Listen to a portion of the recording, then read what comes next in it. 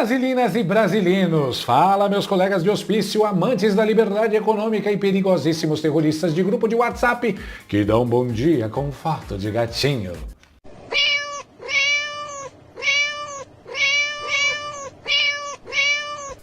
Vocês acharam mesmo que o roteirista do Brasil tinha tirado férias em Ibiza com o dinheiro dos seus impostos? Ha! Achou errado. A temporada 2026 do hospício geopolítico chamado Bananil acabou de ganhar o seu episódio mais absolutamente alucinante, psicodélico e vergonhoso.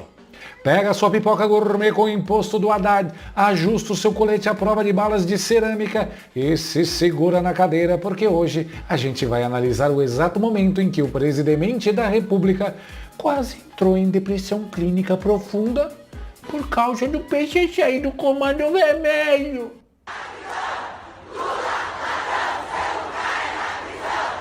Pois é, meus amiguinhos, vocês não ouviram errado. Os Estados Unidos da América, sob a gestão do laranjão Donald Trump e do seu secretário de Estado, o implacável Marco Rubio, decidiram dar um upgrade cinematográfico no LinkedIn das nossas maiores facções criminosas.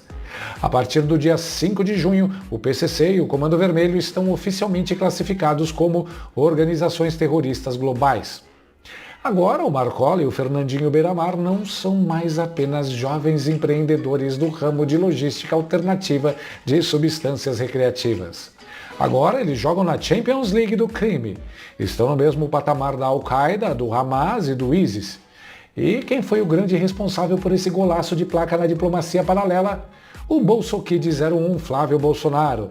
Ele pegou um avião, foi lá nos States, tomou um café com o Trump de frente para o Golfo do México e marcou esse ponto histórico. O irmão dele, o Eduardo Bolsonaro, inclusive, resumiu essa ópera com a precisão de um filósofo grego moderno. Quando o bandido chora, a população trabalhadora se alegra. Caralho, o maluco é brabo. Mas adivinha? Adivinha quem resolveu abrir o berreiro e chorar abraçado com o bandido? Esse Lula veio junto com vocês. Enquanto a direita, o cidadão de bem e qualquer pessoa que tenha pelo menos 2 neurônios funcionando soltavam rojão e comemoravam que o cerco financeiro ia fechar contra os traficantes, o nosso querido e supremo líder, o pai dos pobres, digo, pai das pobrezas, que pelo visto virou pai dos traficantes, foi para um evento oficial em Sergipe. E lá no meio do palanque ele fez um desabafo que partiu o coração de absolutamente ninguém. Ele disse visivelmente transtornado, quase babando de ódio sobre o microfone, e eu faço questão de citar textualmente. Eu tô muito triste hoje. Hoje é um dia para mim decepcionante. Eu vou virar para vocês. Eu tô muito triste hoje. Com a notícia de que o secretário dos Estados Unidos da América do Norte, um tal de Marco Rubio, disse que os Estados Unidos diz que os nossos criminosos aqui são terroristas e que os americanos podem fazer intervenção. Por que eu estou triste? Primeiro porque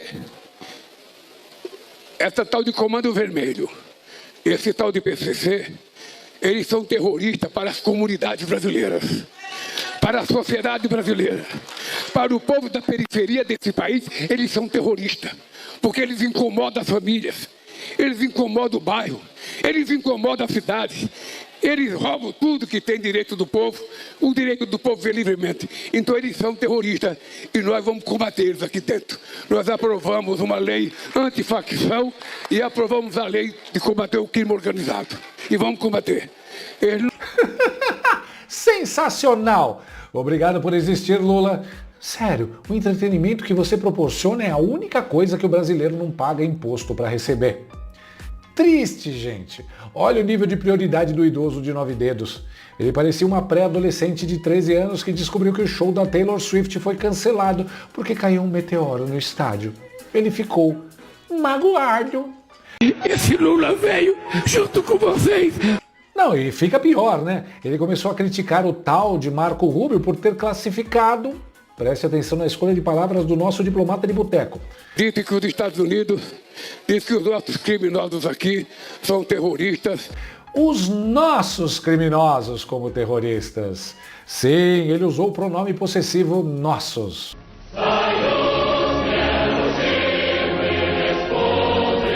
Aí não, né, Nove Dedos? Nossos o caramba! Me inclua fora dessa. Eu não tenho partilha de bens, não tenho contrato social e muito menos divido o grupo de WhatsApp com Marcola. Nossos criminosos? O cara fala com um orgulho, com um carinho, que parecia que o Trump estava mexendo com os bichinhos de estimação dele. Faltou muito pouco para o Stalinácio começar a cantar o hino nacional abraçado com a cúpula do Comando Vermelho na Sapucaí. E reparem na empáfia e no desrespeito do Nove Dedos. Esse tal de Rubio. Quem o Lula pensa que é? O Marco Rubio é o secretário de Estado da maior potência econômica e militar do planeta. E o Stalinácio fala dele como se fosse o bicheiro da esquina que esqueceu de pagar o jogo do bicho. Que ser desprezível, cara. Visivelmente transtornado, gaguejando de raiva porque mexeram com os meninos do fuzil. Eu tive 3 horas com o presidente Trump, 3 horas com ele. Entreguei 4 documentos para eles. Um deles era o combate ao crime organizado. O seu Marco Rubio não estava lá. Possivelmente porque ele estivesse preparado para ajudar um filho de um bolsonarista que é candidato à eleição aqui nesse país, que não tem vergonha na cara de trair a nossa pátria, de nos Estados Unidos pedir intervenção americana no Brasil. E tem um detalhe maravilhoso da agenda cósmica. No dia em que o Lula foi para a Casa Branca tomar um esporro homérico do Trump, o Marco Rubio não estava lá porque estava no Vaticano, visitando o Papa em nome do governo americano. Ou seja, é muito melhor estar com o representante de Deus do que sentado ao lado do enviado do demônio, não é mesmo? Cada um com seu cubano favorito. O cubano favorito do Lula é o espectro do Fidel Castro. O nosso é o Marco Rubio, aplicando sanção em cima de vagabundo.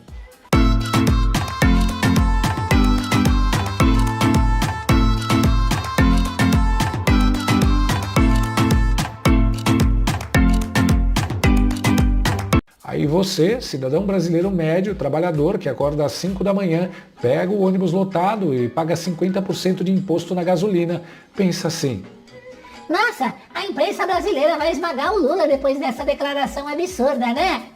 Ha! Ha! Ha! Mas nem no multiverso da loucura isso acontece. Entra em cena o glorioso, o inigualável, o incansável consórcio da passada de pano. A Globo News, o Intercept PT e toda a militância de redação que finge que faz jornalismo correram desesperados para pegar o roteiro de gerenciamento de crise distribuído pelo Planalto. O Itamaraty e o PT ficaram tão ofendidos com Flávio Bolsonaro que soltaram uma nota oficial dizendo que a viagem da oposição para os Estados Unidos foi deplorável. Deplorável é ver o tamanho do poder da assessoria de imprensa do tráfico de drogas dentro da grande mídia hoje em dia. É uma coisa impressionante. Eu juro que se eu ligar a televisão na Globo News sem áudio, eu não sei se aquilo é um veículo de comunicação jornalística ou departamento de relações públicas do Comando Vermelho. 4 meses da eleição, como isso bate em outubro? Olha, Marcelo, é um jogo político bastante perigoso, político eleitoral, né?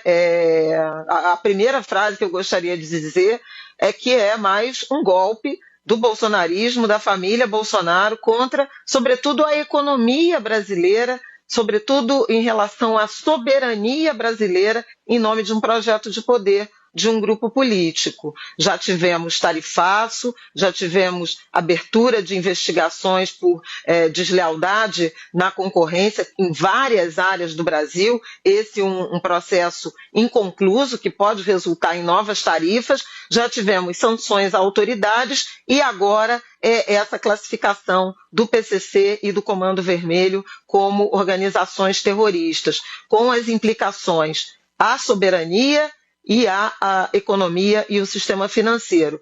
Repito aqui a lista. As porta-vozes do governo federal plantadas diretamente no bunker do Projac sentiram um golpe de uma forma linda. Para essa galera da elite lacradora do Leblon, quem são os verdadeiros terroristas que ameaçam a democracia? São as idosas de 70 anos com a Bíblia na mão no dia 8 de janeiro. Essas sim são perigosíssimas, precisam pegar 17 anos de cadeia em regime fechado. Agora, o assassino que anda de fuzil na favela, o traficante que queima rival dentro de pilha de pneus, o latrocida que mata pai de família por causa de um celular. Esses aí não. Esses são apenas vítimas da sociedade sofrendo com a falta de oportunidades e de oficinas de capoeira.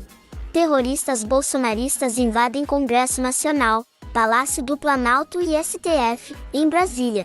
Designação de CV e PCC como terroristas é ineficiente e risco à soberania, apontam especialistas.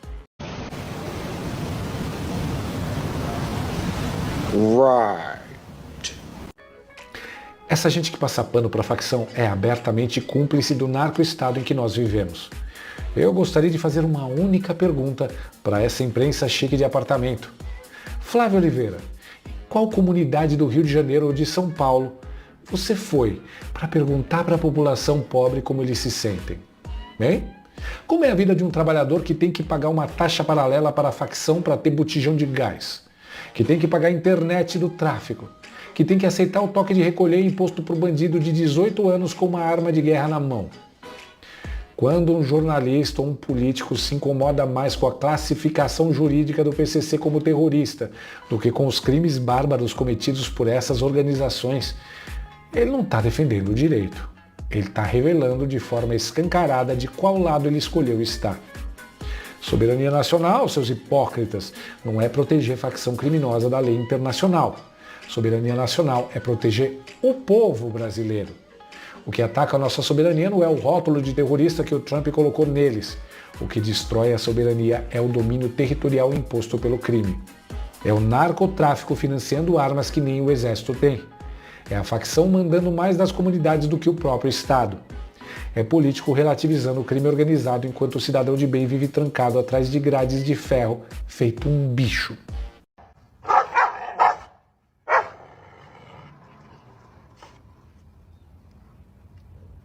E se você achou que esse hospício de país não tinha como ficar mais bizarro, segura essa, porque o nosso manicômio tem área VIP com open bar.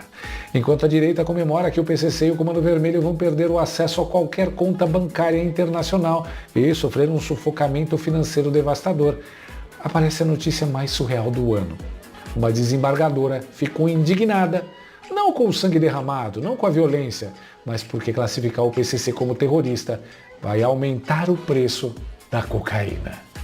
Mas você tem toda a razão. Nós, né, cidadãos americanos que convivemos aqui, moramos aqui em São Paulo, vamos ter a nossa vida hoje como tivemos ontem, e o PCC e o Comando Vermelho vão continuar atuando. E pior do que isso, hoje já, né, nas trocas de informação, a inteligência, a contra-inteligência, a investigação não para, já sabemos que o preço da cocaína subiu. Quanto mais dificuldade, obviamente, né, a droga vai ficando mais cara. Eu ainda não consegui vislumbrar nenhuma vantagem, confesso a vocês. Putz, agora o Lindbergh Faria tá completamente lascado. Subiu o preço da farinha, meu irmão. Como é que faz agora? Pois bem, a vergonha, jornalista indo pra rua de capacete. Imagina o pânico absoluto nas rodas de conversa dos ricaços progressistas do Leblon e dos Jardins. Poxa vida, Donald Trump, logo agora, com a inflação do Haddad destruindo o nosso poder de compra, vocês me metem um embargo econômico do PCC? Como é que a elite vai fechar a cota de negócios para o final de semana? O meu orçamento doméstico não aguenta o reajuste da tabela do pó. É uma preocupação tão profunda com a macroeconomia do entorpecente que dá até inveja ao Paulo Guedes, cara. A verdade nua, crua e escancarada, senhoras e senhores, é que o governo Lula entrou numa sinuca de bico geopolítica sem precedentes na história desse país. Como a oposição já deixou claro, ou Lula começa a tratar essas organizações com o rigor que se trata terroristas, ou ele vai chegar nas eleições de 2026 com o selo indelével de amigo do crime, carimbado na testa, em nível global por Washington. Não tem mais como esconder. Enquanto o Brasil profundo, o Brasil que trabalha e que sangra, comemora o sufocamento desses monstros, o Palácio do Assalto chora as dores da facção. É o retrato perfeito e acabado de um país invertido, onde o poste não só mija no cachorro, como aciona o Itamaraty para processar o cachorro no Tribunal de Haia por violação dos direitos dos postes. Na refilmagem brasileira de Scarface, o cubano é herói, os bandidos são brasileiros e a única pessoa que chora é o Lula, pelos seus meninos da facção. Se você sobreviveu a mais um dia inteiro nesse hospício verde e amarelo, deixa o seu like cinematográfico aqui embaixo, se inscreve no canal para não perder o próximo surto do governo e compartilhe esse vídeo agora mesmo no grupo da sua família para fazer aquela sua prima petista, militante e feminista dar tela azul instantânea. Fiquem com Deus, fujam do tal do Marco Rubio se vocês estiverem devendo dinheiro para o banco e até a próxima.